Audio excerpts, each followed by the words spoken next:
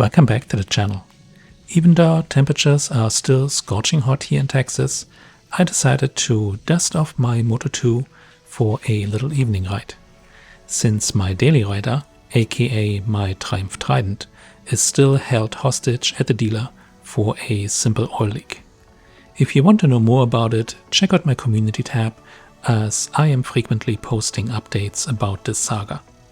Long story short, unless Triumph decides to step it up, these were the last two bikes I bought from the brand. Maybe I have better luck with BMW when it's time for my next bike.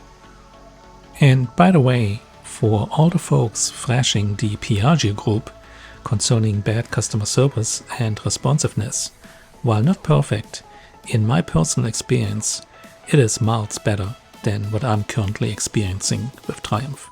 At least Piaggio offered no questions asked buybacks when their product did not hold up or the time for parts delivery exceeded reasonable waiting times. Just a little food for thought. But enough of my rant here, let's see what is new with my Moto2. As you can see, I added a little bit more carbon fiber and decided to replace the stock tail with a tail tidy from Evotech.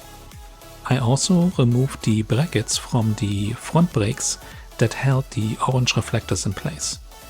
In this current state, I am 100% happy with the bike, and it is probably the final form for me, as I don't want to mess with perfection. My only complaint with the Moto2 at the moment, besides the dash that I already covered in my previous videos, is the quickshifter. A readjustment during the first service seems in order, as I had too many false upshifts than I would like. It seems second to third and third to fourth were the biggest offenders.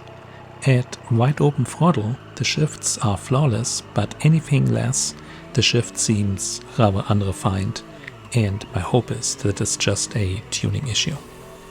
Other than that, the Street Triple has been very enjoyable and will be part of my collection for the foreseeable future.